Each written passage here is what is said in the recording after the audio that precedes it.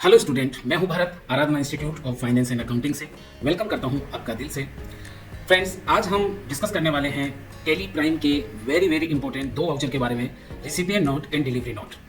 तो recipient note and delivery note, ये जो वाउचर्स है, इनका क्या कॉन्सेप्ट है, क्या इनका नेचर है, कब इनको यूज में लिया जाता है और किस तरीके से delivery note and recipient note में एंट्री की जाती है, कब पास की जाती है, वो सारी चीजें मैं स्टेप बाय स्टेप आपको clear cut and short and sweet आपको समझाने वाला हूँ। आइए ध्यान से समझते हैं कि इन वाउचर्स का क्या कॉन्सेप्ट है, कैसे इन्हें इस्तेमाल किया जाता है। तो फ्रेंड्स, हम समझने वाले हैं कि delivery note and recipient note, ये दो वाउचर्स, इनके बारे में आज हम डिस्कस करने वाले हैं। लेकिन मैं आपको ये वाउचर समझाऊं उससे पहले आपको मैं कुछ चीज आपको एक्सप्लेन करना चाहूंगा, जिससे आपको ये क्लियर होगा कि डिलीवरी नोट और रिसिपिएंट नोट का जो यूज है वो यूज क्या है, क्यों इन वाउचर्स का इस्तेमाल किया जाता है। तो आपको वाई का जवाब आपको यहाँ मिलने वाला है, ठीक है, कि क्यों इसका इस्तेमाल किया जाता है। जब आपको ये समझ आएगा तभी आप डिलीवरी नोट और रिसिपिएंट नोट को अच्छे से क्या ले पाओगे, यूज में ले पाओगे। देखिए, अगर हम बात करें अकाउंटिंग की, अगर हम बात करें तो हमें दो चीज समझनी होगी। पहली चीज हमें समझनी होगी कि जब भी हम कोई गुड्स परचेज करते हैं, कुछ भी गुड्स अगर हम परचेज करते हैं, तो हमारे पास में दो कंडीशन हमारे पास बनती है। मेनली तीन कंडीशन हमारे पास बनती है। जब भी हम कोई गुड्स परचेज करेंगे तो यहां पर हमारे पास तीन कंडीशन हमारे पास बनेगी। पहली ये बनेगी, हो सकता है कि हमारे पास जब हम गुड्स परचेज करें तो हमें गुड्स जो है वो रिसीव हो गया है और हमें उस गुड्स का सप्लायर से इनवॉइस भी क्या हो गया है, रिसीव हो गया है। यानी मेरा कहने का मतलब यह है कि जब आप किसी गुड्स को रिसीव करते हैं, कोई सामान जब आप क्या करते हैं, परचेज करते हैं, खरीदते हैं, तो यदि आपको सामान भी और उसका बिल, सामान और उसका बिल दोनों यदि आपको मिल गए हैं, तो पहली कंडीशन आपकी ये बनती है जब आपको गुड्स और इनवॉइस दोनों क्या हो गए हैं, रिसीव हो गए हैं परचेज की कंडीशन में। तो जब हमें दोनों चीज मिल गई है, हमें इनवॉइस भी मिल गया और गुड्स भी मिल गया, तो यहां पर आपको एक चीज ध्यान रखनी है कि ये जो एंट्री होगी इस गुड्स की और इस इनवॉइस की, ये डायरेक्ट यहां पे परचेज वाउचर में होएगी। समझ रहे मेरी बात? यदि आपने कोई गुड्स परचेज किया है तो यहाँ पे तीन कंडीशन यहाँ पे बनती है। पहली कि आपने गुड्स और इनवॉइस दोनों आपको रिसीव हो गया है, तो यहाँ आप डायरेक्ट परचेज वाउचर में क्या करेंगे, एंट्री करेंगे। परचेज F9 वाउचर में इसकी क्या हो जाएगी, एंट्री हो जाएगी। दूसरी चीज, कंडीशन ये भी हो सकती है कि आपको अभी तक गुड्स जो है वो रिसीव नहीं हुआ है, अभी तक गुड्स रिसीव नहीं हुआ, लेकिन उसका इनवॉइस आपको रिसीव हो गया है। बहुत बार ऐसा होता है कि जब हम माल खरीदते हैं तो हमारे को सप्लायर से बिल तो मिल जाता है, इनवॉइस तो मिल जाता है, लेकिन हमारे पास गुड्स जो है वो कोरियर से आता है। कई बार सप्लायर गुड्स नहीं भेजता है, इनवॉइस पहले भेज देता है। तो हम क्या करते हैं, यहाँ पर थोड़ा सा मामला अलग हो गया है। चूंकि हमारे पास इनवॉइस आ गया है, तो इस इनवॉइस की जब आप एंट्री करते हैं, इस इनवॉइस में जब आप एंट्री करते हैं, तो ये जो इनवॉइस का एंट्री होगा ये आप परचेज वाउचर में करते हैं। यहाँ भी परचेज वाउचर में क्या करेंगे, आप एंट्री करेंगे। लेकिन चूंकि आपको ये गुड्स अभी तक रिसीव नहीं हुआ है, तो आपको ये कैसे पता चलेगा कि ये गुड्स आपको कब रिसीव हुआ। तो यहाँ इस गुड्स को ट्रैक करने के लिए, इस गुड्स को क्या करने के लिए, ट्रैक करने के लिए, जब आप जब आप परचेज वाउचर में एंट्री करते हैं, उसी टाइम आप जो है रिसिपिएंट नोट में भी क्या करते हैं, रिसिपिएंट नोट जो है उसको क्या कर देते हैं, एप्लीकेबल कर देते हैं। एप्लीकेबल, ध्यान से समझो। जब आपको गुड्स नहीं मिला है, इनवॉइस मिला है, तो आप सीधा एंट्री परचेज में ही करेंगे, लेकिन यहाँ रिसिपिएंट नोट को आपको अप्लाई करना है। क्यों करना है, रिसिपिएंट नोट को अप्लाई क्यों करना है, इसलिए करना है ताकि जो गुड्स आपको मिला नहीं है, ये जो गुड्स है जो आपको अभी तक नहीं मिला, ठीक है, तो ये गुड्स इस रिसिपिएंट नोट के द्वारा क्या होगा, ये ट्रैक होगा। फिर क्या होगा, जब आपको ये गुड्स मिल जाएगा, ये जो गुड्स अभी तक नहीं मिला था, जब ये गुड्स आपको रिसीव हो जाएगा, तब आप इसकी एंट्री वापस किसी में कर देंगे। जब आप ये, एक मिनट, जब आपको ये गुड्स रिसीव हो जाएगा, तो आप इसकी एंट्री फिर किसमें कर देंगे, रिसिपिएंट नोट वाउचर में कर देंगे। तो यहाँ बहुत समझने वाली बात है। पहली बात, जब गुड्स और इनवॉइस दोनों हमें रिसीव हो गए हैं, तो डायरेक्ट परचेज वाउचर में एंट्री करेंगे, और यहाँ पर आपको रिसिपिएंट नोट को कोई जरूरत ही नहीं है। रिसिपिएंट नोट जो है वो यहाँ पे नोट एप्लीकेबल रहेगा। पहले केस में जब आपको गुड्स और इनवॉइस रिसीव हो जाता है, दोनों चीजें आपको मिल गई है, तो आपको गुड्स को ट्रैक करने की आवश्यकता नहीं है, इसलिए डायरेक्ट परचेज वाउचर में हम एंट्री लेंगे और रिसिपिएंट नोट को नोट एप्लीकेबल करेंगे। लेकिन जब हमें गुड्स रिसीव नहीं हुआ और इनवॉइस रिसीव हुआ है, तो हम एंट्री परचेज वाउचर में लेंगे, लेकिन रिसिपिएंट नोट को क्या कर देंगे, एप्लीकेबल कर देंगे। क्यों, ताकि जब ये गुड्स हमारे को मिले, तब हम इसकी एंट्री रिसिपिएंट नोट के थ्रू क्या करेंगे, पास करेंगे, ताकि ये जो गुड्स हमें नहीं मिला है, ये क्या होता रहेगा, इससे ट्रैक होता रहेगा। हमें पता रहेगा कि कितना गुड्स है जो अभी हमारे को रिसीव नहीं हुआ है। तो कुल मिला के आपको धीरे धीरे बात समझ में आई होगी कि जो रिसिपिएंट नोट है, ये वाउचर इसलिए इस्तेमाल किया जाता है ताकि आप जो गुड्स परचेज करते हैं, उस गुड्स को क्या किया जा सके, ट्रैक किया जा सके। तीसरी कंडीशन क्या है, थर्ड कंडीशन हमारी यह है कि सर अगर अगर हमारे को ऐसा हो जाए कि इनवॉइस हमारे को नहीं मिले, इनवॉइस जो है वो रिसीव नहीं हुआ लेकिन गुड्स रिसीव हो गया। कई बार ऐसा होता है कि हमारे पास सामान पहले आ जाता है और उसका जो इनवॉइस है, बिल है, वो सप्लायर से हमारे पास नहीं आता है। तो उस कंडीशन में हम क्या करने वाले हैं, हम ये करने वाले हैं कि एक मिनट, उस कंडीशन में हम ये करेंगे कि जो गुड्स हमारे को रिसीव हुआ है, इस गुड्स की एंट्री हम डायरेक्ट रिसिपिएंट नोट में लेंगे, क्योंकि हमें गुड्स रिसीव हो गया तो इसकी एंट्री हम डायरेक्ट रिसिपिएंट नोट वाउचर में करेंगे। और जब हमारे पास वाउचर आ जाएगा, जब हमारे पास ये इनवॉइस आ जाएगा, मान लो सप्लाई ने हमारे को इनवॉइस दे दिया, तो फिर हम क्या करने वाले हैं कि ये जो इनवॉइस जब हमें रिसीव होगा तब इसका जो एंट्री है वो किसके अंदर करेंगे, हम परचेज वाउचर में एंट्री करेंगे। ठीक है, और परचेज वाउचर में जब एंट्री करेंगे तो वो एंट्री किसके अगेंस्ट होगी, वो रिसिपिएंट नोट के अगेंस्ट में क्या हो जाएगी, वो एंट्री हो जाएगी। तो ये जो गुड्स है ये क्या हो जाएगा, ट्रैक हो जाएगा कि भाई ये जो माल है हमारे पास आया हुआ है, तो जो माल आपके पास पहले आ गया वो रिसिपिएंट नोट में आपने क्या कर दिया, उसकी एंट्री कर दी।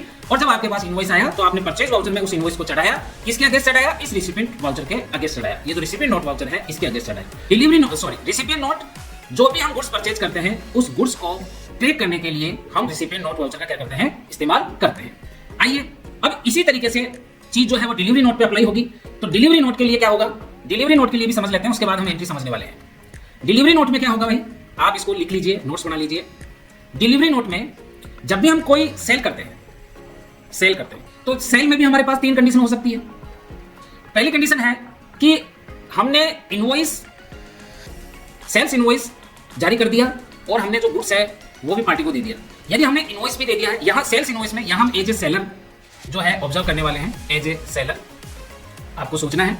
एज ए सेलर यदि हमने इनवॉइस और गुड्स दोनों हमारे जो बायर है उसको दे दिया है, दैट मींस कि इसकी जो एंट्री होगी वो डायरेक्ट सेल्स वाउचर में होगी, F8 में होगी। और यहाँ पर क्योंकि हमने इनवॉइस के साथ में गुड्स दे दिया है तो इस गुड्स को ट्रैक करने की आवश्यकता नहीं है, इसलिए यहाँ पर जो डिलीवरी नोट जो वाउचर है वो यहाँ पे नॉट एप्लीकेबल रखना है इस कंडीशन में। लेकिन यदि हमने इनवॉइस तो दे दिया है, इनवॉइस तो बायर को दे दिया, इशू कर दिया, लेकिन अभी तक उसका जो गुड्स है वो हमने क्या नहीं करा है, डिलीवर नहीं किया है, गुड्स अभी हमने नहीं भेजा है उसको, तो इस कंडीशन में ये जो इनवॉइस हमने जारी किया है इसकी एंट्री हम सेल्स वाउचर में कर देंगे F8 में। लेकिन यहाँ पे साथ साथ हमें डिलीवरी नोट को भी क्या करना पड़ेगा, अप्लाई करना पड़ेगा। डिलीवरी नोट क्यों अप्लाई करना पड़ेगा, ताकि ये जो गुड्स है जो हमने अभी तक नहीं भेजा है उसको हम क्या कर सकें, ट्रैक कर सकें। तो डिलीवरी नोट जो है वो जो हम माल बेचते हैं उस बेचे हुए माल को ट्रैक करने के लिए कि वो हमने हमारे बायर को दिया या नहीं दिया, इसके लिए हम डिलीवरी नोट वाउचर का इस्तेमाल करते हैं। आ गया समझ में। और जब हम ये माल, अब सपोज करो कि हमने सेल्स में एंट्री कर ली और डिलीवरी नोट को भी अप्लाई कर दिया, और जब हमने माल की क्या कर दी, सप्लाई कर दी। जब आप यहाँ सप्लाई कर देंगे माल को, यानी कि डिलीवर कर देंगे, तब आप क्या करने वाले हो, यहाँ पर डिलीवरी नोट में इसकी क्या कर दोगे, एंट्री कर दोगे। डिलीवरी नोट में इसकी क्या कर दोगे, एंट्री कर दोगे कि भैया ये माल हमने क्या कर दिया है, डिलीवर कर दिया है। कंडीशन नंबर 3 आती है इसी में कि सर अगर हमें इनवॉइस नहीं दिया, सपोज करो कि हमने इनवॉइस नहीं दिया अभी तक लेकिन गुड्स हमने दे दिया। कई बार ऐसा होता है कि हम पार्टी को, जो हमारे बायर है उसको हम सामान दे देते हैं, लेकिन उसका बिल जो है कई बार बिजी रहते हैं, हम बिल नहीं दे पाते उसको, हम सामान पहले पहुंचा देते हैं। इस कंडीशन में हमें क्या करना है, इस गुड्स को, क्योंकि हमने गुड्स तो डिलीवर कर दिया है इसलिए इस गुड्स की एंट्री पहले हो जाएगी, तो डायरेक्ट जो एंट्री होगी वो डिलीवरी नोट वाउचर में होगी। और जब आप उसका बिल देंगे तो इसकी एंट्री जो है हम किस में पास कर देंगे, सेल्स वाउचर में पास कर देंगे, F8 वाउचर सेल्स में पास कर देंगे। इस तरीके से आपको यह समझना होगा कि ये जो दोनों वाउचर है, चाहे डिलीवरी नोट की बात करें और चाहे रिसिपिएंट नोट की बात करें, इन दोनों वाउचर का जो इस्तेमाल है वो डिलीवरी नोट का इस्तेमाल जो गुड्स हम सेल्स करते हैं उसको ये ट्रैक करता है, और रिसिपिएंट नोट जो हम परचेज करते हैं ये उसको क्या करता है, ट्रैक करता है। इतनी बात अगर आपके समझ आ जाएगी कि ये जो वाउचर है ये हमारे द्वारा खरीदे गए सामान को और बेचे गए सामान को ट्रैक करने के लिए इस्तेमाल होता है, ताकि हमें मालूम रहे कि जो माल हमने ऑर्डर किया है वो माल हमारे पास आया या नहीं आया, या फिर जो माल हमने बेचा है वो माल हमारे यहाँ से निकला या नहीं निकला। तो ये सारी जो जानकारी है वो डिलीवरी नोट और रिसिपिएंट नोट के थ्रू टैली में मेंटेन की जाती है। ये था इसका बेसिक स्ट्रक्चर जो मैंने आपको शॉर्ट में समझाया। अब हम चलिए हम टैली के अंदर आ जाते हैं कि ये वाउचर कहाँ होते हैं और इनको कैसे इस्तेमाल में लिया जाता है।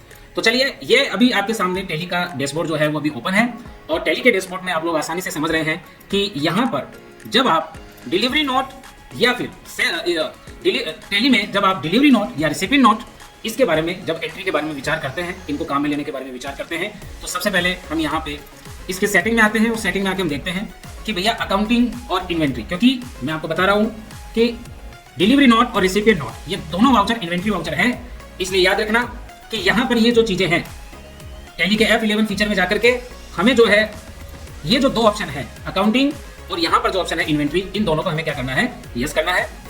और उसके बाद में कंट्रोल ऐसे हमें इसको सेव कर देना है। देन इसके बाद में हमें दोनों वाउचर्स को अप्लाई करना है। उसके लिए क्या करना होगा, उसके लिए आप अल्टर में जाइए और अल्टर में जाकर के यहाँ वाउचर टाइप में आइए।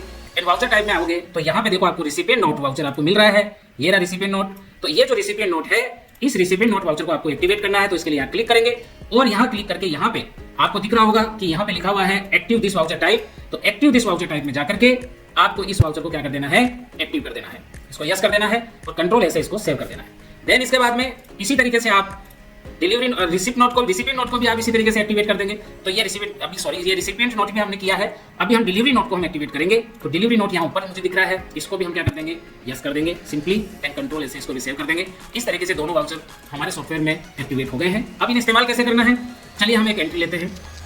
तो यहाँ हम एक ऐसी एंट्री लेते हैं जिसमें हमें डिलीवरी नोट और रिसिपिएंट नोट का इस्तेमाल देखने को मिले।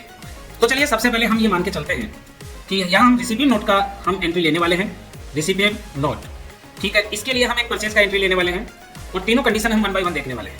तो चलिए सबसे पहले हम क्या करेंगे, हम एक ऐसी एंट्री ले रहे हैं। सपोज करिए कि ये हमारा परचेज वाउचर है, हमने यहाँ पे परचेज वाउचर मैंने सेलेक्ट कर लिया है और यहाँ मेरी एंट्री है, एक सप्लायर है हरिओम इलेक्ट्रॉनिक्स। यहाँ हम हरिओम इलेक्ट्रॉनिक्स का एग्जाम्पल लेंगे। तो हरिओम इलेक्ट्रॉनिक्स से हमने 100 फ्रीज जो है बाय करे हैं। हरिओम इलेक्ट्रॉनिक्स है, ठीक है, ये हमारा सप्लायर है। इससे हमने 100 फ्रीज जो है वो हमने क्या करे हैं, बाय करे हैं। और कंडीशन ये है कि हमारे को जो 100 फ्रीज हमने बाय करे हैं, हमें इनका इनवॉइस भी हमें मिल गया है और गुड्स भी हमारे को क्या हो गया है, रिसीव हो गया है। यानी इनवॉइस और गुड्स दोनों हमारे को रिसीव हो गए हैं। तो चलिए इसकी एंट्री हम कैसे करेंगे, आइए देखते हैं। तो सबसे पहले हम यहाँ सप्लायर में सप्लाई नंबर डाल देंगे, फॉर एग्जांपल 1 2 3। यहाँ डेट सेलेक्ट कर लेंगे, कितनी डेट का आपका वाउचर है तो वो डेट सेलेक्ट कर लेंगे। मैंने यहाँ पे 31 मार्च सेलेक्ट कर रखा है। आप अपने अकॉर्डिंग डेट जो है, जितनी डेट का ये वाउचर है वो सिलेक्ट कर सकते हैं। पार्टी नेम में यहाँ पे हरिओम इलेक्ट्रॉनिक्स का हमें एक लेजर जो है यहाँ बनाना पड़ेगा। मेरे यहाँ पे बना हुआ है लेजर ये, तो मैं यहाँ पे इसको जो है आपको दिखा देता हूँ कि ये लेजर कैसे बना है। तो आप देख रहे हो यहाँ पे हरिओम इलेक्ट्रॉनिक्स, ठीक है। यहाँ पर चूंकि ये हमारा सप्लायर है इसलिए ये सनरी क्रेडिटर ग्रुप के नीचे बनेगा, ठीक है। और यहाँ पर और बाकी चीजों को हम सेम रखते हुए इसको कंट्रोल ऐसे सेव कर देंगे। अब आप देखो, यहाँ आप देख रहे हो क्योंकि आपने रिसिपिएंट नोट को क्या कर दिया था, एक्टिवेट कर दिया था, इसलिए आप देखो जैसे आप हरिओम इलेक्ट्रॉनिक्स का लेजर सबमिट करते हो, यहाँ पर रिसिपिएंट नोट का ये जो वाउचर है, ये नोटिफिकेशन है, ये आ रहा है। यहाँ पर बहुत काम की चीज है। देखो हमारी कंडीशन ये है कि हमारे को 100 फ्रीज क्या हो गए हैं, रिसीव हो गए हैं, और इनवॉइस भी क्या हो गया है, रिसीव हो गया है। तो इस कंडीशन में हमारे को, क्योंकि गुड्स हमारे को रिसीव हो गया है, इनवॉइस भी हमें रिसीव हो गया है, तो हमें गुड्स को ट्रैक करने की जरूरत नहीं है। इसलिए इस कंडीशन में यहाँ पर हमें क्या करना है कि जो ये रिसिपिएंट नोट का जो यहाँ पे लिखा हुआ है नॉट एप्लीकेबल, यहाँ पर हमें इसको क्या कर देना है, नॉट एप्लीकेबल कर देना है। और बाकी चीजें आपको कंट्रोल ए करके इसको सेव कर दीजिए। अगर डिटेल है इससे रिलेटेड तो आप डिटेल क्या कर सकते हो, फिल आउट कर सकते हो। इस तरीके से परचेज लेजर में यहाँ परचेज का लेजर ले लेंगे। अब परचेज का लेजर कैसे बनाएंगे ये भी मैं आपको दिखा देता हूँ। परचेज का लेजर परचेज अकाउंट के नीचे बनेगा, ठीक है। और कंट्रोल ऐसे इसको क्या कर दीजिए, सेव कर दीजिए। चलिए अब हम यहाँ देख लेते हैं कि हमने कोई फ्रीज लिया है, तो हम एक यहाँ नया आइटम क्रिएट कर लेते हैं। सपोज करो कि हमने जो है वो सैमसंग कंपनी का फ्रीज जो है हमने इससे बाय किया है। तो ये हमने प्राइमरी ग्रुप में रख लिया और यहाँ पे यूनिट हमने पीस क्रिएट कर ली और हमने जो है यहाँ क्लिक कर दिया। यहाँ ट्रैकिंग नंबर की जरूरत नहीं है, तो यहाँ क्वांटिटी हमने 100 बाय करी है। मान लीजिए एक का रेट जो है वो 9,500 रुपीज है, तो ये हमने 9,50,000 रुपए के फ्रीज जो है हमने क्या कर लिए हैं, हरिओम इलेक्ट्रॉनिक्स से परचेज कर लिए हैं। तो यह इस तरीके से ये जो एंट्री है वो हमारे यहाँ टेली में पास हो जाएगी, ठीक है। और यहाँ पे हम रेफरेंस दे देते हैं कि ये जो वाउचर है, ठीक है। तो अभी ये चूंकि क्रेडिट पे लिया हुआ है तो यहाँ पर एक जो है हमें बिल वाइज डिटेल शो हो रही है। यहाँ पर हम क्लिक कर देंगे, एंटर कर देंगे, एंटर कर देंगे। तो इस तरीके से हमने जो है क्या किया, हमने यहाँ पे एक सिंपल परचेज का एंट्री लिया जहाँ पर हमारे को गुड्स और इनवॉइस दोनों रिसीव हो गया था, ठीक है। और उस कंडीशन में हमारे को रिसिपिएंट नोट की कोई जरूरत नहीं थी, इसलिए हमने उसको नोट एप्लीकेबल कर दिया। अब हम देखते हैं स्टॉक समरी में जाके। तो स्टॉक समरी में आकर के आप देखोगे तो यहाँ देखो सैमसंग का जो फ्रीज है वो आपके पास 100 पीस है और 9,50,000 रुपए के फ्रीज आपके पास पड़े, ठीक है। इस तरीके से ये पहली एंट्री थी। लेकिन अब दूसरी एंट्री हम करते हैं। इस कंडीशन में क्या हुआ, हमारे पास जो हरिओम इलेक्ट्रॉनिक्स है हमने उसको एक दूसरा ऑर्डर दिया 50 पीस का, ठीक है। तो 50 पीस का ऑर्डर दिया, लेकिन उसने हमारे को इनवॉइस तो भेज दिया, लेकिन अभी तक क्या नहीं भेजा, हमारे को फ्रीज जो है अभी तक उसकी डिलीवरी नहीं थी। तो उसका हम क्या करें, जब उसने इनवॉइस भेज दिया तो हम वाउचर में जाएंगे और हम इनवॉइस चढ़ा देंगे। मान लिया इनवॉइस का नंबर जो उसने भेजा है उसका 345 है, और जब इसने हमारे को ये भेजा था तो वो डेट जो है वो आप चेंज भी कर सकते हो। यहाँ पे मान लो मैं यहाँ पे 15 अप्रैल जो है मैं यहाँ पे कर रहा हूँ, तो 15 अप्रैल में यहाँ डेट कर रहा हूँ। एंड पार्टी का जो नेम है, पार्टी का नेम है वो क्या है, यहाँ पे हरिओम इलेक्ट्रॉनिक्स जो है पार्टी का नेम है। अब यहाँ पे क्या करना है, मैंने क्या कहा कि उसने हमारे को बिल भेजा है, अभी तक उसने गुड्स जो है हमारे को भेजा नहीं है और ना ही हमारे को गुड्स अभी रिसीव हुआ है। तो इस कंडीशन में आप यहाँ पर जो है इसको नॉट एप्लीकेबल नहीं करेंगे। ये जो नोटिफिकेशन है इसको नॉट एप्लीकेबल नहीं करना, बल्कि आपको यहाँ पे एक रेफरेंस क्रिएट करना है रिसिपिएंट नोट का। तो यहाँ पे हमें रिसिपिएंट नोट का आप यहाँ नंबर भी क्रिएट कर सकते हो, यहाँ आप फ्रीज भी लिख सकते हो कि सैमसंग फ्रीज, ऐसे भी आप लिख सकते हो ताकि आपको मेमोराइज हो जाए, और ऐसे लिख के आप इसकी जो डिटेल्स है वो सारी आप इसमें डाल सकते हो। ठीक है, इस तरीके से हमने डाल दिया। और परचेज में हमने वही परचेज का लेजर ले लिया, और आइटम में हमने वही जो है फ्रीज जो है वो सैमसंग के फ्रीज है। 100 पीस तो पहले से थे, 50 पीस का ऑर्डर हमने अभी दिया है, तो यहाँ ट्रैकिंग नंबर में हम जो है सैमसंग फ्रीज को रखेंगे। और 50 फ्रीज का जो हमने 9,500 के रेट से जो है हमने खरीदे हैं, लेकिन अभी हमारे पास वो फ्रीज आए नहीं है, तो इस तरीके से हमने इसकी एंट्री सिंपल वे में कर दी है। ठीक है, और यहाँ से न्यू रेफरेंस हम क्रिएट कर देते हैं, देन एट इज सबमिट कर देते हैं। अब यहाँ आप देखिए क्या होगा कि आपके पास फ्रीज अभी तक आया नहीं है, ठीक है, लेकिन आपके पास इनवॉइस आ गया, तो आपने उसकी एंट्री परचेज में चढ़ा दी। लेकिन हम स्टॉक में जाके देखते हैं कि हमारे पास फ्रीज कितना है, तो यहाँ आप देखोगे कि 100 पीस हमने जो पहले लिए थे वो तो यहाँ शो हो रहे हैं, लेकिन जो हमने 50 पीस अभी और खरीदे हैं वो हमारे यहाँ पे क्या नहीं हो रहे हैं, शो नहीं हो रहे हैं। तो अब मानो क्यों नहीं हो रहे शो, इसलिए नहीं हो रहे क्योंकि वो 50 पीस अभी हमारे को मिले नहीं है। ठीक है, अब सपोज करो कि वो मिल गए आपको, ठीक है, अगर वो आपको मिल गए, अच्छा आपको मिल गए वो फ्रीज, तब हम कैसे, ये शो कैसे होगा, तो हम वाउचर में जाएंगे। और अब क्या होगा ना, जब ये फ्रीज आ जाएगा तो हम क्या करेंगे, यहाँ देखो ये जो परचेज वाउचर F9 है, यहीं पे आप जब ये जो आपको एक तीर का निशान दिख रहा है, यहाँ पे एरो का निशान, यहीं पे आपको रिसिपिएंट नोट मिलेगा। तो यहाँ रिसिपिएंट नोट करिए, और रिसिपिएंट नोट में जब आपके पास वो गुड्स आ गया है तो उसका रेफरेंस नंबर डाल दीजिए कि उसके साथ में जो बिल आया उसका रेफरेंस नंबर क्या है, एंड पार्टी का नाम क्या था, हरिओम इलेक्ट्रॉनिक्स था, तो यहाँ हरिओम इलेक्ट्रॉनिक्स डाल दीजिए। देन पूरी चीजें आप उसके जो माल आपको मिला है उसके क्या डिटेल्स है, कैसे आया है, वो सारी डिटेल डाल दीजिए। एंड परचेज, जो परचेज का लेजर है उसमें परचेज का लेजर, एंड आइटम क्या है आपका, आइटम था हमारा फ्रीज, तो ये हमारे पास LG का फ्रीज था, सॉरी सैमसंग का फ्रीज था, 100 पीस था। यहाँ देखो, जब आप यहाँ देखोगे तो अब देखो एक रिसिपिएंट नोट है, ठीक है, कितना, सैमसंग फ्रीज का ये वाला जो है अभी एक पेंडिंग चल रहा है। ठीक है, और ये ऑर्डर आपको मिल गया है। ठीक है, तो आपको ये फ्रीज मिल गया है, तो आप इसको क्या कर लीजिए, सबमिट कर लीजिए, और इस तरीके से आप इसको सबमिट कर दीजिए। तो ये जो है इस तरीके से आपको माल को क्या करता रहेगा, ये रिसिपिएंट नोट के माध्यम से आपका जो गुड्स है आपको मिला या नहीं मिला वो क्या होता रहेगा, ट्रैक होता रहेगा। अब जाके जब आप स्टॉक समरी में देखेंगे तो आपके जो फ्रीज है वो फ्रीज कितने हो गए हैं, सैमसंग के जो फ्रीज है आप देखिए सैमसंग के फ्रीज कितने हो गए हैं, 150 पीस आपके हो गए हैं। ठीक है, इसी तरीके से लास्ट और बता देता हूं कि मान लीजिए कि हमारे को सर बिल जो है वो हमारे को मिला ही नहीं है, अभी तक हमारे को बिल नहीं मिला है। ठीक है, तो भाई बिल नहीं मिला, सपोज करो कि 50 पीस आपने हरिओम इलेक्ट्रॉनिक्स को और ऑर्डर 50 पीस आपने और मंगवाए हैं, लेकिन आपके पास गुड्स तो आ गया। आपकी बात कंडीशन ये है कि गुड्स तो आ गया, लेकिन अभी तक इनवॉइस नहीं आया। जब इनवॉइस नहीं आया, तो जब तक इनवॉइस नहीं आएगा तब तक आप परचेज वाउचर में उसकी एंट्री नहीं कर सकते। तो फिर सर उस गुड्स की एंट्री कहां करें, उस गुड्स की एंट्री होगी वो डायरेक्ट रिसिपिएंट नोट में होगी। यही मैंने आपको समझाया, सीधा हम रिसिपिएंट नोट में उस गुड्स की क्या कर देंगे, एंट्री कर देंगे। तो हम यहाँ रेफरेंस नंबर डाल देंगे जो उस गुड्स के साथ में जो भी रेफरेंस नंबर आए हैं बिल के साथ में। ठीक है, और पार्टी अकाउंट नंबर नेम में हम यहाँ हरिओम इलेक्ट्रॉनिक्स लिखेंगे। ठीक है, और ये जो गुड्स है वो कैसे आया है, कौन से कोरियर से आया है, कहां से आया है, किस गाड़ी से आया है, कितने डेट को हमें रिसीव हुआ है, ये सारा डिटेल इसमें भर देंगे। एंड परचेज में जाके हम परचेज पे क्लिक करेंगे। क्या आया है हमारे पास में, हमारे पास आया है सैमसंग का फ्रीज, तो सैमसंग के फ्रीज पे हम क्या करने वाले हैं, क्लिक करने वाले हैं। और यहाँ पर आपको एक चीज ध्यान रखनी है, क्योंकि डायरेक्ट हमारे यहाँ पर क्या मिला है, हमारे को गुड्स मिला है, डायरेक्ट हमारे को यहाँ गुड्स मिला है, तो इसलिए हम क्या करने वाले हैं, एक मिनट सॉरी, तो यहाँ पर हम क्या करने वाले हैं, हमारे को सीधा एंट्री करना है। तो यहाँ हरिओम इलेक्ट्रॉनिक्स, यहाँ हम रिसिपिएंट नोट में एंट्री कर देते हैं इसकी, और सीधा ही हम यहाँ पे इसको एंट्री ले लेते हैं। देन यहाँ पे परचेज वाउचर में एंट्री ले लेते हैं, एंड सैमसंग 150 पीस। ठीक है, अब यहाँ पर आप जो है क्या कर सकते हो, यहाँ पे ये आप देख रहे हो ऊपर ऑटोमेटिक जो रेफरेंस नंबर है 789, ये आपका रिसिपिएंट नोट का रेफरेंस नंबर है, ये ऑटोमेटिक यहाँ ले लेगा। तो इसको लेकर के कितनी क्वांटिटी आपने आई आपके पास रिसीव हुई है, तो हमारे पास 50 क्वांटिटी 9,500 की रेट में हमें मिला है। तो ये हमने यहाँ पे क्या कर दिया, इसका एंट्री कर दिया। ये जो डायरेक्ट हमारे को गुड्स रिसीव हो गया है उसका एंट्री हमने सीधा रिसिपिएंट नोट में कर दिया। ठीक है, तो इस तरीके से हमने रिसिपिएंट नोट में कर दिया। तो इससे क्या होगा कि ये स्टॉक में हमारे शो हो जाएगा। आप देख रहे हो यहाँ पे कि LG का जो सैमसंग का फ्रीज है वो आप देखो यहाँ पे 200 पीस जो है हमारे को यहाँ पे क्या हो गया है, रिसीव हो गया है। अगर आप इसमें डबल क्लिक करके देखोगे और डबल क्लिक करके देखोगे तो आपको पता चलेगा कि यहाँ पर आप देखो 3 बार में आपने जो है ये फ्रीज लिया है। पहला जो बिल था वो जो था वो 100 पीस का था, दूसरा जो है वो फिर आपको 50 पीस का है, लेकिन जो थर्ड बिल जो है आप देखो यहाँ लिखा हुआ भी है परचेज बिल पेंडिंग, यानी अभी तक आपको इसका इनवॉइस क्या नहीं है, रिसीव नहीं हुआ है। अभी आपको सिर्फ जो है माल क्या हुआ है, रिसीव हुआ है। लेकिन मान के चलो कि आपको जो है जो सप्लायर आपका हरिओम इलेक्ट्रॉनिक्स, उसने आपको क्या भेज दिया है, उसने आपको जो इनवॉइस है वो भी भेज दिया है। तब आप इसकी एंट्री क्या करेंगे, परचेज में लेंगे। तो आप अब इसकी एंट्री परचेज में लेंगे, तो एंट्री करेंगे परचेज में। अब जो आपको इनवॉइस मिला है उससे हम लिख लेंगे इसके रेफरेंस नंबर या सप्लाई नंबर जो भी है, डेट लिख देंगे, और यहाँ पर हम लिखेंगे किससे हमें माल प्राप्त हुआ है। अब यहाँ देखो आप, ठीक है, अब यहाँ पर जो माल आपके पास पहले आ गया था उसका रेफरेंस नंबर आपको यहाँ पे क्या होगा, 789 आपको यहाँ क्या हो रहा है, शो हो रहा है। देखो यहाँ पे देखो 789, ये माल का आपको रेफरेंस शो हो रहा है। चूंकि ये माल आपको पहले मिल चुका है, अब बिल मिला है, तो इस माल को हम सेलेक्ट कर लेंगे रिसिपिएंट नोट में, और इस तरीके से हम जो है इसकी एंट्री कर देंगे। कंट्रोल A, परचेज में एंट्री चला देंगे। देखो माल ऑटोमेटिक आ जाएगा और ये जो है ऑटोमेटिक सिलेक्ट हो जाएगा। इस तरीके से हम जो है इसका एंट्री पास कर देंगे, देन सबमिट। तो ये था दोस्तों कि किस तरीके से हम रिसिपिएंट नोट का एंट्री कर सकते हैं। जैसे मैंने रिसिपिएंट नोट के बारे में बताया, उसी तरीके से आप सेल्स के जो कंपैरिजन में हम डिलीवरी नोट का क्या करते हैं, इस्तेमाल करते हैं।